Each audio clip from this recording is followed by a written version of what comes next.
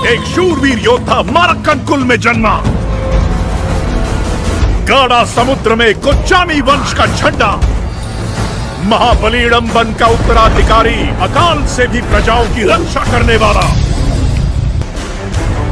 वो वीर कोई और नहीं, वो है गंगा। कंगुआ एक ऐसा व्यक्ति है जिसके पास आग की शक्ति है। कंगुआ की कहानी एस वेंकटेशन की किताब बेलपरी पर बेस्ड है। सूर्या ने एक इवेंट पर कहा था कि वो वेंकटेशन के साथ कुछ बड़ा लेकर आ रहे हैं। मणिरत्नम की फिल्म पोन्नियिन सेल्वन में लोगों ने चोल साम्राज्य की कहानी की स्क्रीन पर देखी।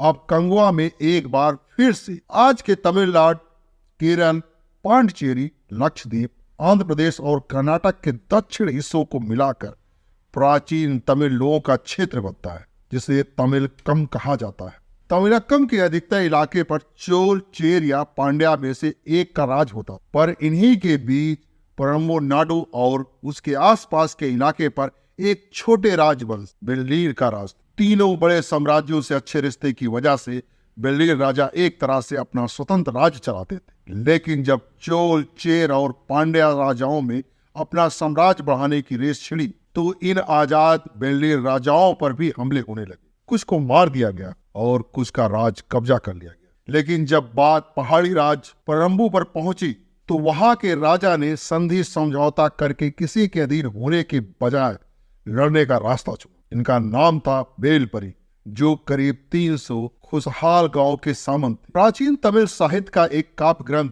पुराणानुरु।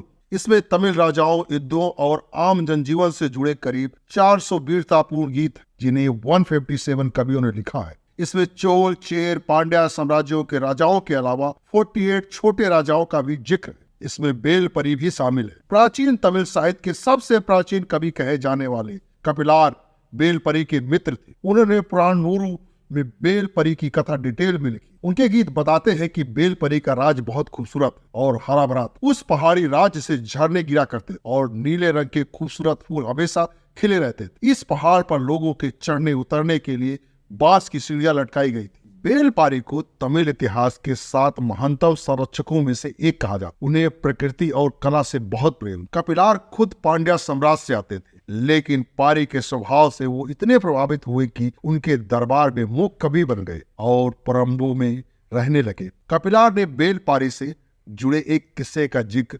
पुराणानुरु में किया है। एक बार कहीं जाते हुए पारी की नजर खूबसूरत फूलों वाली एक बेल पर पड़ी। किसी चीज का सहारा न मिलने से ये बेल बढ़ नहीं पा रही। पारी ने अपना रथ उस बेल के पास छोड़ दिया ताकि उसके सहारे वो बढ़ सके। लेकिन जब इन्हीं पारी का राज गिर गया तो दूत बनकर गए कपिलार ने लड़ने आए राजाओं के सामने अपने मित्र के बारे में बताते हुए कहा, हर एक पेड़ से तुम्हारे हाथी बंधे, तुम्हारे रथ पूरे मैदान में फैले हुए हैं, लेकिन तुम लड़कर उससे नहीं जीत सकते। वो तलवार के आगे नहीं झुकेगा। ऐसा हुआ भी। बेलपारी ने कई साल तीनों बड़े साम्राज्य के राजाओं से अकेले लोहा लिया और युद्ध जारी रखा। कंगुआ मूवी में जो भयानक युद्ध दिख रहा है वो पारी का युद्ध। तमिल इतिहास और साहित्य में बेलपारी का जो डिस्क्रिप्शन दिया गया है उसके हिसाब से आर्टिस्ट ने उनके कई चित्र बनाए हैं। सूर्या का जो लुक बिल्कुल ऐसा ही है, आग जैसी शक्ति रखने वाला योद्धा। पारी की कहानी जितनी अद्भुत और वीरता से भरी है, उसे सूर्या स्क्रीन पर कितना जी पाते हैं ये तो फिल्म आने के बाद ही पता चलेगा। इस फिल्म को 10 भाषाओं में बनाया जा रहा है।